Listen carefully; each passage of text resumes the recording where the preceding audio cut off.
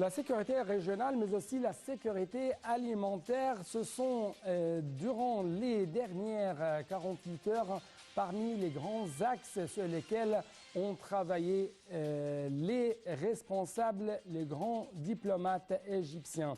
Mesdames et messieurs, bonsoir, je suis Hanifa, l'animateur qui va vous accompagner durant les prochaines minutes, durant presque cinquantaine de minutes qui seront l'âge de cette nouvelle édition de Direct, votre fenêtre sur le monde égyptien, sur les grands événements qui ont émaillé la scène égyptienne dans plusieurs domaines.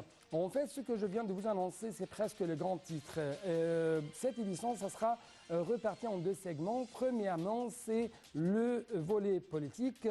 Comme vous savez, il y avait des efforts très intenses de la part de la diplomatie égyptienne, que ce soit au niveau, si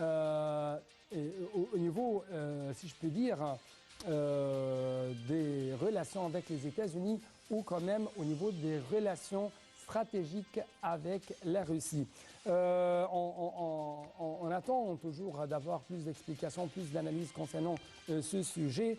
Et dans la deuxième partie ou le deuxième segment de cette édition, ce sera la sécurité alimentaire et quels sont les efforts qui sont déployés par l'État égyptien afin de, si je peux dire, réformer, restructurer, de faire une sorte de renaissance dans le domaine de l'agriculture ici en Égypte afin de réaliser ce qu'on appelle la sécurité alimentaire. Et comme vous savez, bien sûr, le monde est frappé par plusieurs crises, que ce soit climatiques, céréalières, énergétiques, ainsi de suite. Donc, quels sont les efforts égyptiens pour lutter contre de telles crises? C'est ce qu'on va savoir dans la deuxième partie de cette édition. Mais très rapidement, je dois vous rappeler que le chef de la diplomatie égyptienne, M. Sameh Shoukry, était arrivé aujourd'hui matin à Moscou. Et là-bas, il a fait des déclarations très importantes. Selon lui, le Caire et Moscou s'accordent à renforcer leurs relations bilatérales afin de préserver leurs intérêts. Quand même, lors d'une conférence de presse tenue à la suite de son entretien avec son homologue russe, Sergei Lavrov à Moscou, M. Shoukry a indiqué que le volume de l'échange commercial entre l'Égypte et la Russie continuait à progresser. Donc, les grands messages, les grands signes de cette relation historique de presque 80 ans vont être contenus dans ce prochain ou ce reportage suivant de notre collègue Pélan Farouk.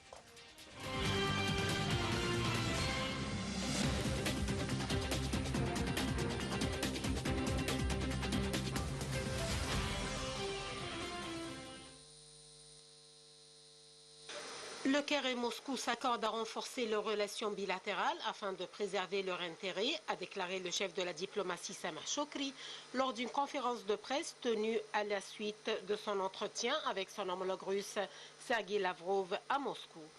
Shoukry a indiqué que le volume de l'échange commercial entre l'Égypte et la Russie continue d'augmenter.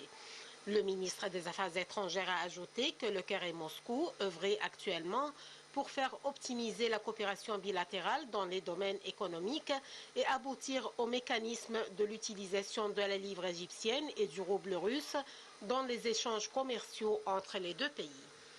Interrogé sur la cause palestinienne, Shoukry a souligné la nécessité de mettre fin à toute escalade dans les territoires occupés afin d'aboutir à un règlement juste et permanent au conflit. Shoukry a également exigé d'aboutir à une solution politique basée sur la solution à deux États, palestinien et israélien. De son côté, le chef de la diplomatie russe Sergei Lavrov a déclaré que la coopération entre l'Égypte et la Russie s'était largement développée dans les divers domaines. Lavrov a d'autre part indiqué s'être accordé avec Shoukry sur nombre de projets tels que la centrale nucléaire d'El-Dab'a, la livraison du blé russe à l'Égypte, la coopération militaire entre les deux pays et les manœuvres conjointes. Concernant les conflits arabes, Lavrov a indiqué avoir examiné avec Shoukry la situation prévalant en Syrie, en Libye et dans les territoires palestiniens occupés. Il a souligné qu'il s'était accordé sur la nécessité de nouer des discussions interlibyennes sur le sol libyen afin de réconcilier les belligérants.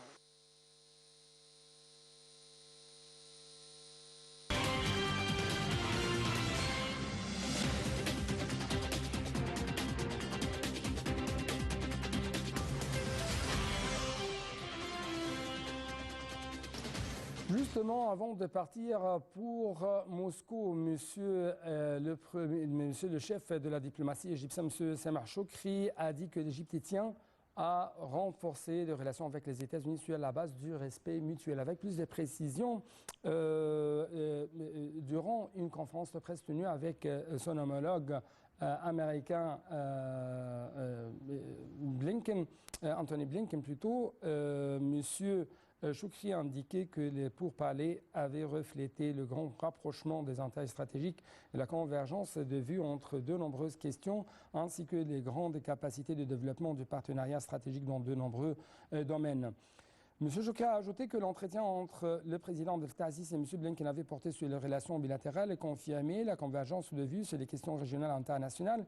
M. Chokri a également souligné que l'Égypte comptait sur la coopération commune dans le cadre de la réalisation de la stabilité au Moyen-Orient pour relancer les efforts de développement et réaliser la stabilité selon les principes de la légitimité internationale. A rappelé que M. Blinken est arrivé hier dans une visite officielle, a rencontré également Monsieur le Président Abdel Fattah el-Sisi et le chef de la diplomatie égyptienne. Dans ces conférences de presse que vous regardez actuellement, Monsieur le chef de la diplomatie égyptienne, Samar Chokri, a confirmé que la question palestinienne figurait toujours au menu des pourparlers, notamment entre le président Abdel Fattah el-Sisi et le secrétaire d'État américain, soulignant que le problème est fortement présent. La cause palestinienne est importante pour réaliser la stabilité et éviter toute escalade et parvenir à un cadre politique adéquat pour la solution des États. C'est ce qu'a déclaré le ministre et qualifiant de malheureux les récents développements et notons que des travaux sont en cours pour les contenir à parvenir à un retour au calme à la stabilité au Moyen-Orient. Il a ajouté avoir discuté avec M. Blinken de nombreuses questions importantes dont le barrage de la Renaissance, l'importance du travail conjoint pour préserver les intérêts selon le droit international et les droits légitimes de la préservation des ressources hydriques et de la sécurité hydrique égyptienne. Les questions libyennes et soudanaises, l'importance de la coopération face aux défis, notamment le terrorisme et l'extrémisme, et de la tenue de la Commission économique conjointe en 2023 à l'occasion du centenaire de l'établissement des relations diplomatiques entre les deux pays y ont fait objet des discussions. Le chef de la diplomatie a jugé impératif le renforcement des relations bilatérales, notamment au vu de la situation économique actuelle et des pressions auxquelles font face de nombreux pays en développement en souhaitant l'augmentation des investissements américains. Concernant la crise économique actuelle à la lumière des relations stratégiques égypto-américaines qui durent depuis des décennies, M. Chokri a dit que les relations entre les deux pays au niveau économique est avancée, à commencer par l'aide américaine, ajoutant, je cite, « Nous attendons avec impatience plus de coopération avec les États-Unis ».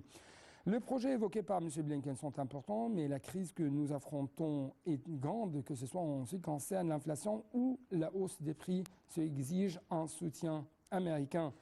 Il a de même dit aspirer au soutien américain l'Égypte à cette phase critique. Le secrétaire d'État américain a dit qu'il fallait discuter de dossiers de relations économiques avec l'Égypte qui, comme beaucoup de pays du monde, fait face à de nombreux problèmes qui affectent la vie quotidienne des citoyens, comme l'inflation, l'augmentation des prix de la nourriture, et de l'énergie en raison de la guerre russo-ukrainienne et de la pandémie de Covid-19.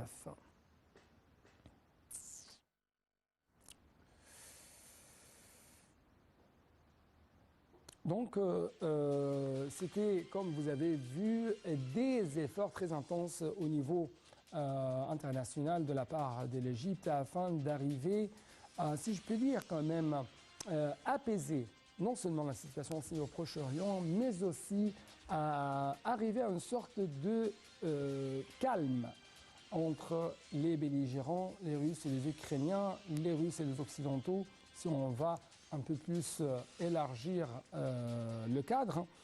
Donc, toujours la sécurité régionale, la sécurité du monde se trouve parmi les grandes priorités de la direction égyptienne.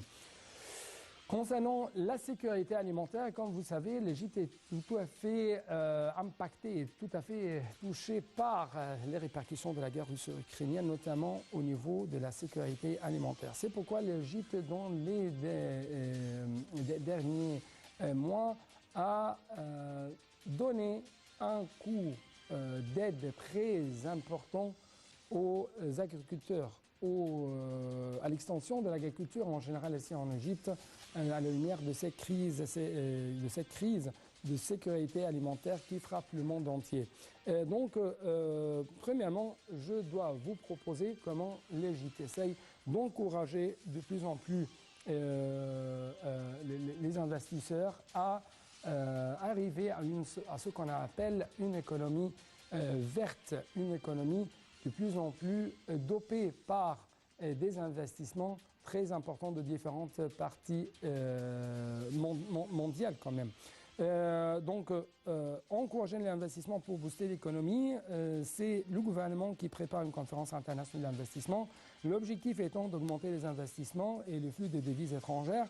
Des études parlementaires sont en cours pour lever les obstacles à la croissance des investissements. Donc, ça sera parmi les grands axes de ce reportage suivant de notre collègue Shams Naimi concernant ce sujet.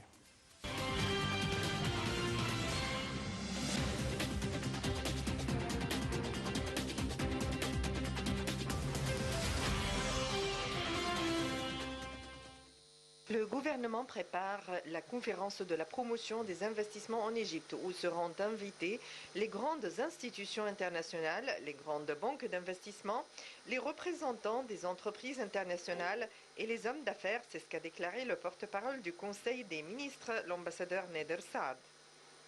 En effet, le gouvernement égyptien place actuellement le dossier de l'attraction des investissements locaux et étrangers à la tête de ses priorités afin d'augmenter le flux des devises étrangères. C'est ainsi que le gouvernement élabore un dossier englobant les opportunités d'investissement dans les différents secteurs pour les présenter au cours de la conférence sur la promotion des investissements en Égypte. Dans ce contexte, le gouvernement a lancé des mesures incitatives, notamment la motivation de la loi sur l'investissement et les motivations de l'investissement dans le secteur de la santé, en plus de l'exonération de 19 secteurs industriels de l'impôt foncier.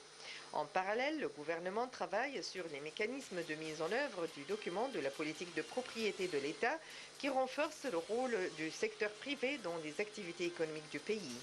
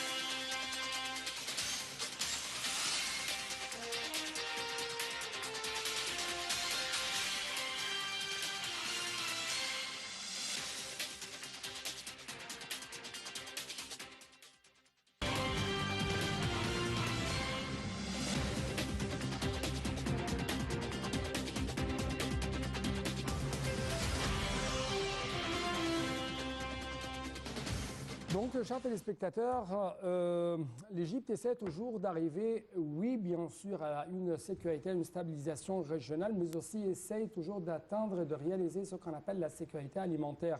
Et dans le cadre de cette visite qu'a effectuée aujourd'hui matin monsieur le chef de la diplomatie égyptienne, Samah Shoukry, il y avait bien sûr des messages et des déclarations très importantes concernant la sécurité alimentaire. Justement, M.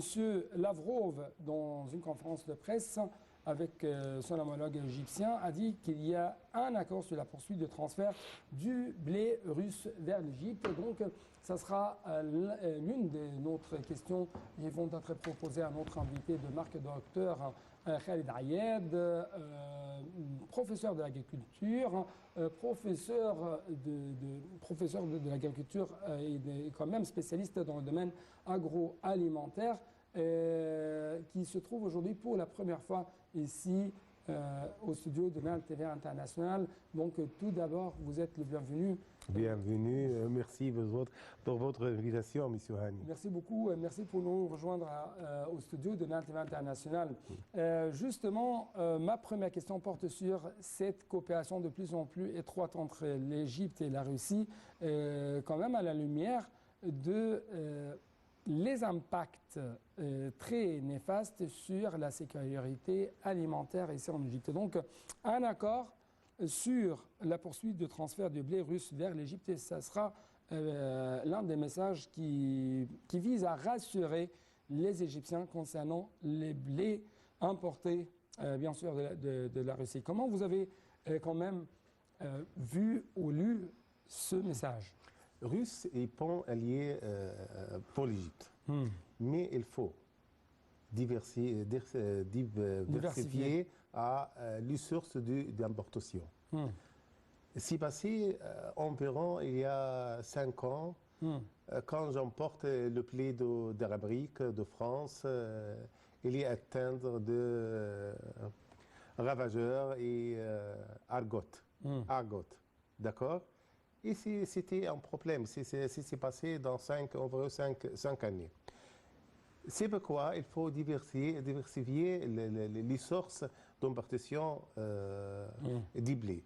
Ouais. Les blés égyptiens, bien connu pour tout le monde, il est plus cher et plus qualité, bonne qualité, Ouais. d'où tous les blés de tout le monde. Ouais. D'accord? Mais c'est pas d'accord. Ouais. Pourquoi pas hier? Oui. Est-ce que nous pouvons dire que l'Égypte actuellement essaye non seulement de diversifier les ressources d'importation du blé, mais aussi de surmonter, d'éliminer les erreurs du passé concernant l'agriculture? L'agriculture. Non. Ah oui. L'agriculture du blé, le superficie. Je parle des erreurs. Il y avait Erreurs. Oui, je parle des erreurs du passé dans le domaine agricole. Est-ce que l'Égypte essaye ces jours-ci, d'après votre observation, d'après votre remarque, essaye de les éliminer, de ne pas répéter de telles erreurs? Les erreurs, j'aimerais parler au dépôt de 1952, Oui. avant la révolution de Nasser. D'accord? La superficie de l'Égypte était environ 15 000 acres. Diminuer cette superficie. Vous parlez de la superficie agricole? Agricole. Oui. Ah oui. Diminuer avec les âges, avec les temps, à 3 000 seulement. 3 000 seulement. Ouais. De 15 000 acres. D'accord? C'est pourquoi les superficies, les nationalisations, on a d'abord prend l'investisseur, les zones, et ensuite redistribuer à la paysan, d'accord, et on transforme le riche en riche. La richesse, oui. Une personne riche, investisseur, grand investisseur, et plusieurs pauvres. D'accord? Le petit zone d'agricole transformé avec les âges, avec les temps et blocs de béton. d'accord, avec le de 1950 et aujourd'hui 2023. Ouais. D'accord? C'est pourquoi on fait les États égyptiens, on fait le nouveau delta Ouais. à lieu de l'ancien. C'est pourquoi? C'est pourquoi? Et qui garantit que on trompait les erreurs du passé. Que garantit? Tout les superficie actuelle appartient à les États, d'accord? Et géré par grandes entreprises. Ouais. Divisé non personnels, non individus. Vous parlez de grands méga-projets. Six méga-projets comme les revêtements de canal, le 1000 acres et 50. Fait donc, mais 1,50 000 fait donc. Fadon, Fait donc, ouais. et 1000 Fadon aussi. Et encore, le pisciculture, La pisciculture, les cultures de boissons, on fait plusieurs. C'est pourquoi cette superficie n'est pas, je considère n'est pas ajoutée. Ajouter sol, pâte, mais substitut de l'agricole. Ouais. D'accord? Bah, ajouter. On sait que le superficie, tous les gens, c'est que le superficie ajoute, ajouter à la terre. Mais non. Depuis 1950, on avait environ 20 millions Faddan. D'accord? Maintenant, ce n'est pas diminué. Le superficie diminue avec l'usage. Donc l'usage, l'expansion de la croissance démographique ont un impact négatif sur la superficie agricole de l'ancien delta. Non. C'est passé avec les gens. Avec les gens même, avec les paysans. Le paysan transforme cette superficie, cette zone agricole à bloc de béton avec les gens. Non. D'accord? Au lieu de les cultiver, ils ont pris de telles zones agricoles dans l'ancien delta en tant que des zones où ils veulent établir des établissements ou des maisons. Établir société nouveau. Société agricole nouveau. D'accord? Je parle de l'ancien delta, ne pas de nouveau delta. Nouveau delta. À lieu de l'ancien. L'ancien, avec le temps, effondrement, le delta ancien, effondrement, détruire avec les gens, totalement. D'accord? C'est pourquoi le président, son Excellence, le président Abdel Sisi, a agréé plusieurs de projets, méga-projets, comme Daba, comme le 1,5 million Faddan. Et cette révolution projet a commencé en 70. Révolution agricole.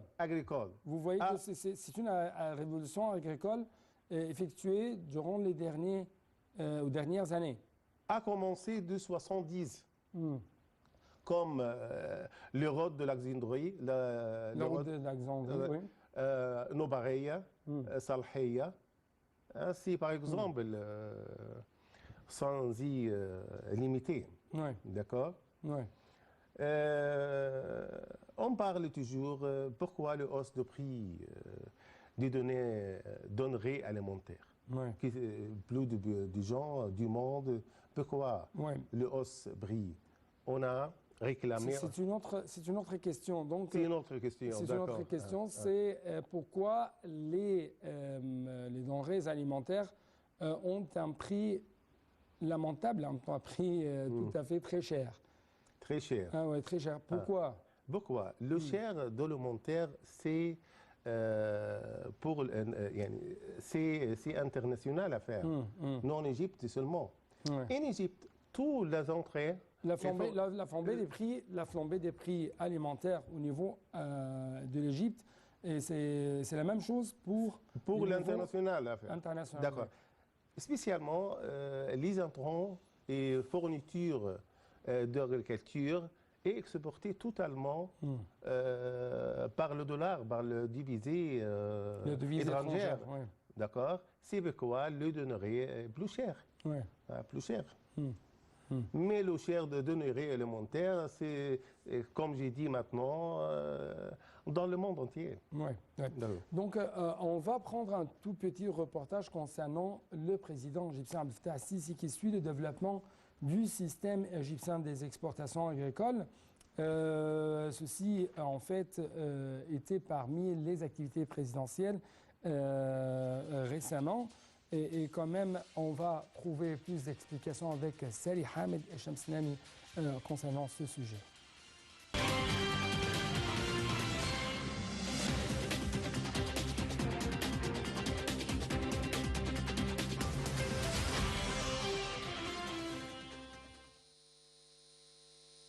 Le président Abdel Fattah al-Sisi a examiné le développement du système égyptien d'exportation agricole.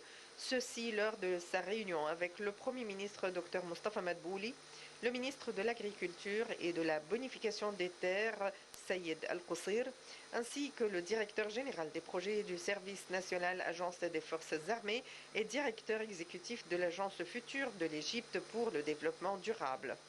Dans ce contexte, le ministre de l'Agriculture a présenté l'évolution sans précédent du système égyptien d'exportation agricole, notamment en ce qui concerne la gouvernance des procédures d'exportation et le nouveau système de codage appliqué aux exportations agricoles égyptiennes pour assurer le suivi et le contrôle des produits exportés des fermes exportatrices vers les pays importateurs sous la surveillance complète des autorités de contrôle.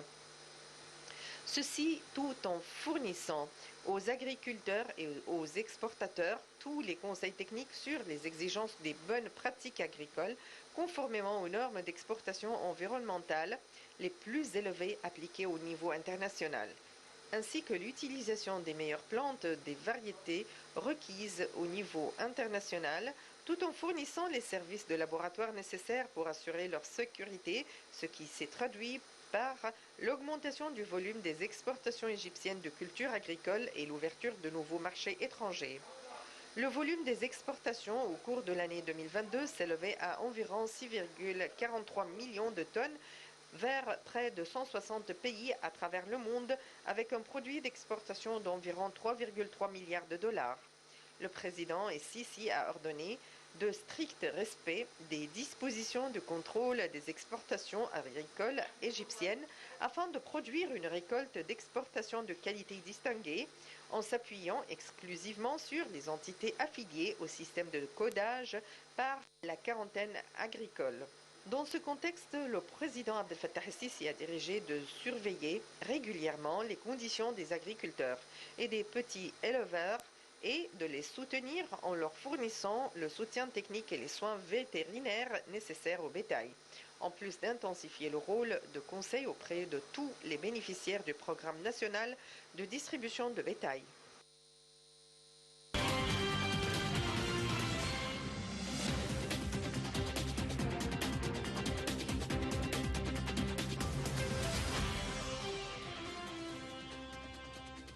Docteur Khaled Ayad, à quel point vous trouvez que l'Égypte peut, dans ce temps de crise de sécurité alimentaire au niveau mondial, peut exploiter ça pour doper un peu plus ses exportations agricoles vers l'étranger au niveau international? L'exportation à l'étranger, ça ne veut pas dire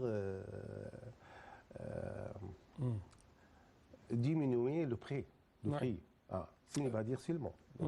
Vous parlez du niveau national. Sera augmenté. Le riz sera augmenté, comme je dis maintenant, parce que toutes les opérations agricoles dépendent totalement de les entrées et fournissants d'exportation de l'étranger. Ouais. C'est pourquoi le prix est hausse toujours, jour en jour. Ouais. D'accord? Mais il faut augmentation le production. D'accord? Et diminuer l'exportation à l'étranger. D'accord? L'exportation, il faut changer le concept de l'exportation.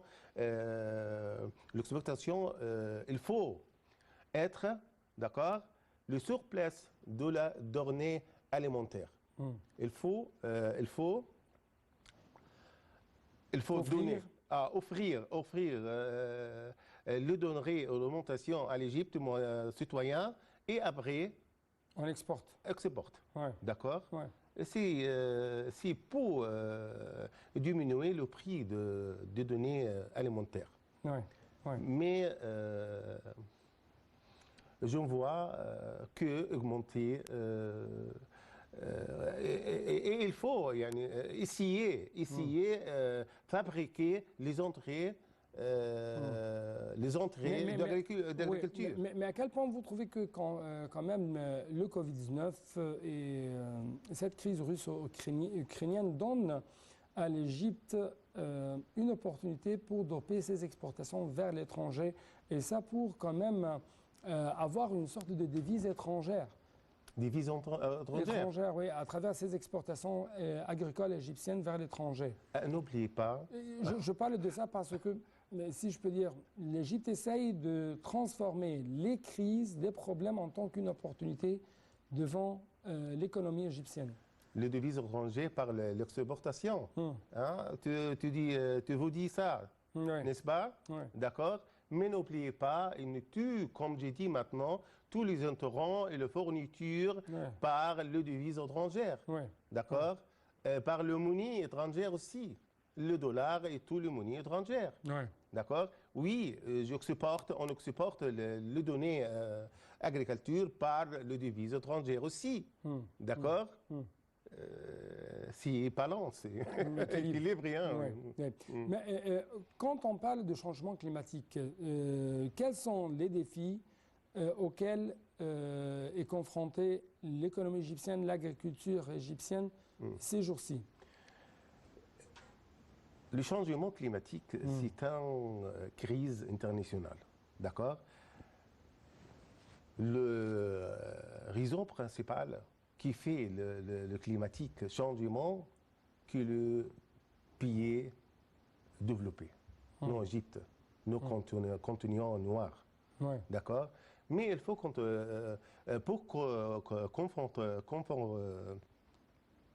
passer cette crise, il faut planter milliers d'arbres pour absorber l'émission de carbone. D'accord? Et après ça, recycler les carbones par cottage les arbres. D'accord? La cultivation des arbres. Des arbres. Milliers. D'accord? Milliers. Si mesure quoi? Longueur de l'arbre, et l'âge de cet arbre, on calcule combien de tonnes de carbone pour absorber cet arbre.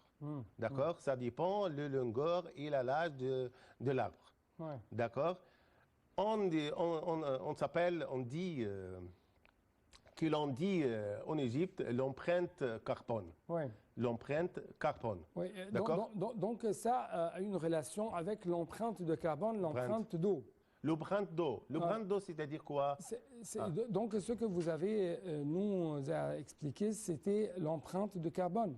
L'empreinte de carbone, c'est différent que l'empreinte d'eau. Donc, encore une fois, qu'est-ce que ça veut dire? C'est une chose. C'est une autre chose.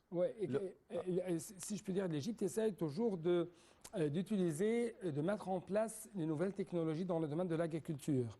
Et donc, qu'est-ce que ça veut dire ces deux notions?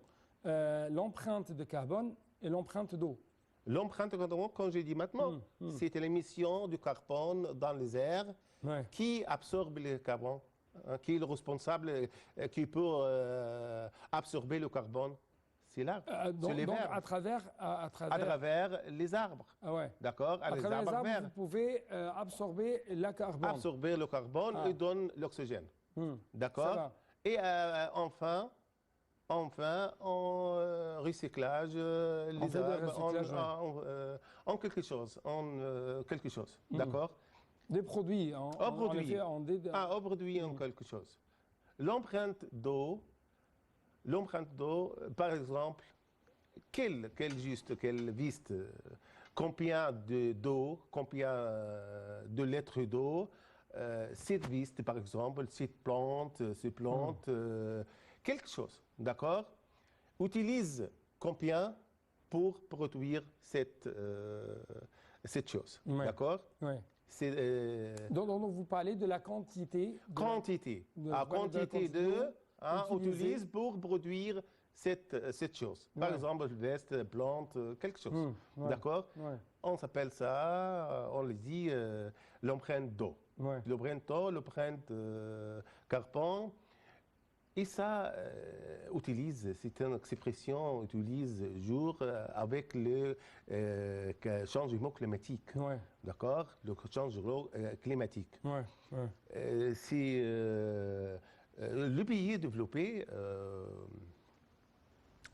a grande technologie pour absorber dans l'espace atmosphère, le couche d'atmosphère.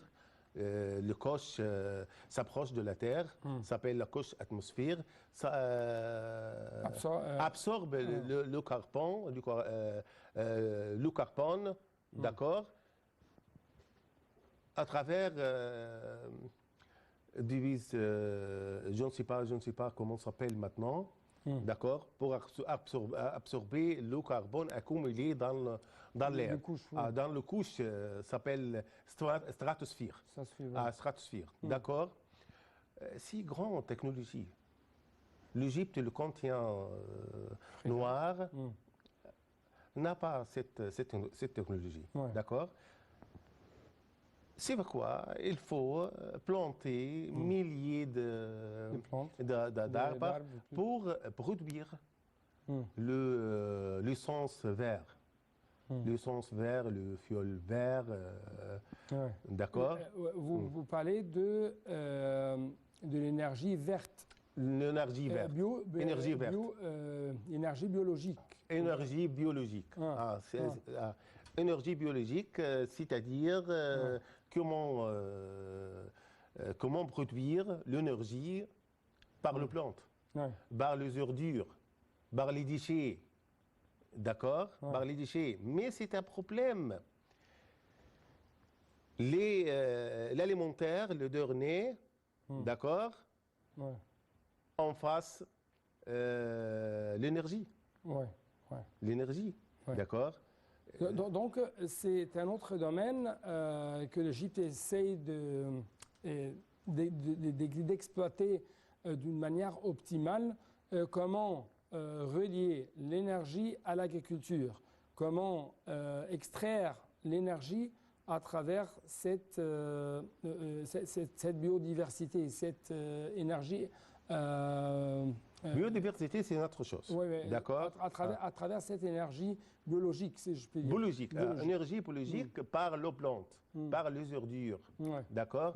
Mais c'est une grande crise. C'est une grande crise en continent noir en Égypte. D'accord. Où est les données?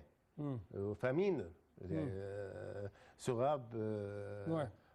Famine, comme forte famine en Égypte, continent noir. D'accord. C'est impossible. Donc c'est pourquoi il y a toujours des efforts pour lutter contre la famine, pour lutter contre le manque de denrées alimentaires, le manque de denrées agricoles, et ça à travers les projets que l'État égyptien essaye d'établir sur le terrain et à travers quand même sa coopération internationale dans le domaine de transfert de la technologie agricole des autres pays. Je parle de ça parce qu'il y a presque 6 ans, quelque chose comme ça, j'ai assisté à une conférence présidentielle concernant comment transférer une technologie française par des financements saoudiens sur la terre égyptienne une technologie qui est concentrée ou qui est centrée sur comment diminuer l'usage de l'eau à 80%, et comment récupérer, ou plutôt bonifier, une terre aride désertique en presque 3 mois au lieu de 3 ans. C'était parmi les grands projets ou quand même les grandes inventions qui ont été proposées dans l'une des conférences présidentielles auxquelles j'ai assisté il y a presque 6 ans. Ah oui. Et donc, il y a de plus en plus une sorte de coopération au niveau international. Justement, j'ai un reportage avant de vous donner un peu plus l'espace pour parler. Le gouvernement égyptien a déployé des efforts pour établir l'équilibre sur le marché d'échange. Comment c'est ce qu'on va savoir dans le prochain reportage, et ça toujours dans le cadre de notre programme, comment l'Égypte essaye de doper quand même sa économie, notamment son économie verte.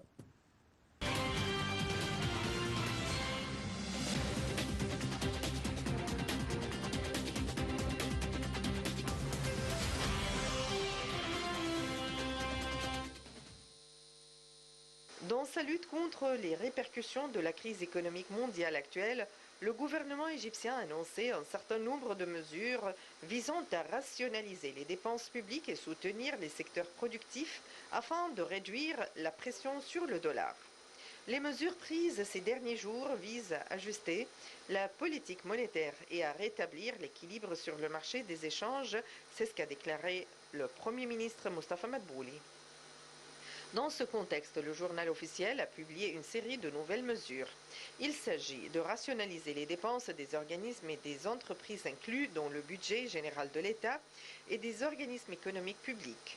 Le décret du Premier ministre stipule également le report de tout projet n'ayant pas encore été mis en œuvre et nécessitant des dollars et le report de toute dépense qui ne revêt pas le caractère d'extrême nécessité. De même, tous les déplacements à l'étranger ne seront autorisés qu'en cas d'extrême nécessité et après approbation du Premier ministre selon la nouvelle réglementation qui restera en vigueur pendant environ 6 mois. Les ministres de la Santé, de l'Intérieur, des Affaires étrangères et de la Défense sont exclus de cette réglementation. Même chose pour la subvention des produits alimentaires et de l'énergie. La rationalisation des dépenses n'affectera pas la croissance, a déclaré le ministre des Finances Mohamed Maït. C'est un message du gouvernement aux citoyens. Le gouvernement a commencé par lui-même et a réduit ses dépenses afin de faire face à la crise mondiale. En fait, avec le prolongement de la guerre en Ukraine, les perspectives de l'économie mondiale sont incertaines. Le conflit en Ukraine a fait exploser les prix des denrées alimentaires et affectant lourdement les pays importateurs nets de denrées alimentaires comme l'Égypte qui importait 80% de ses besoins en céréales de la Russie et de l'Ukraine. Ces nouvelles décisions s'inscrivent dans le cadre d'une stratégie à court et long terme visant à renforcer les réserves en devises étrangères. Dans ce contexte et pour donner un coup de pouce au secteur productif qui traverse une période difficile en raison des conditions économiques, ainsi que pour créer un équilibre entre les exportations et les importations, le Conseil des ministres a annoncé une nouvelle initiative de financement moyennant un taux d'intérêt réduit 11%, notamment pour les secteurs industriels et agricoles, d'une valeur de 150 milliards de livres égyptiennes. Parallèlement, le ministre des Finances a modifié certaines dispositions de la charte de la loi de la taxe sur la valeur ajoutée pour soutenir l'industrie et stimuler la production.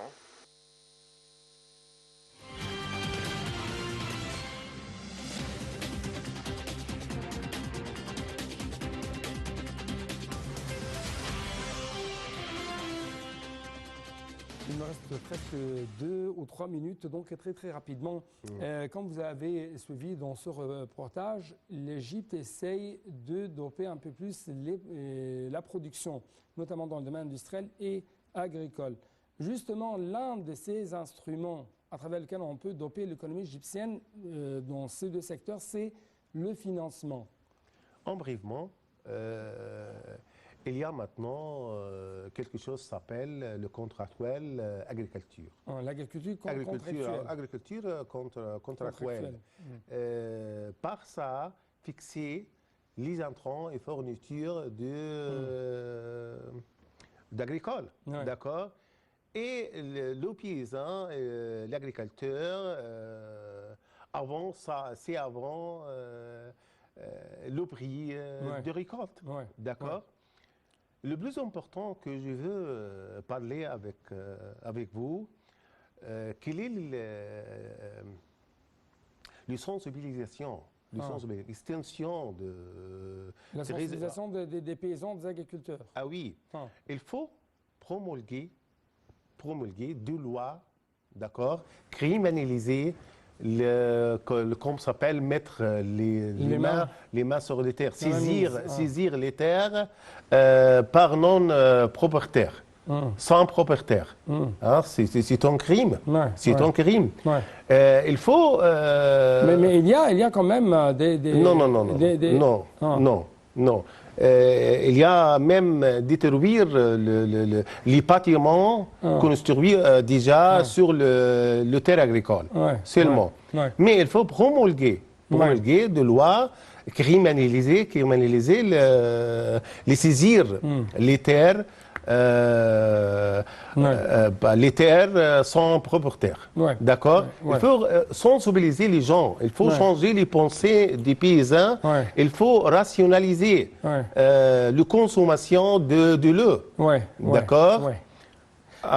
Malheureusement, je n'ai plus de temps. Mais c'est pourquoi permettez-moi de vous remercier infiniment pour de telles remarques plutôt de votre part concernant les efforts égyptiens pour doper un peu plus le secteur agricole, notamment dans ce temps de crise qui frappe le monde entier dans le domaine céréalier.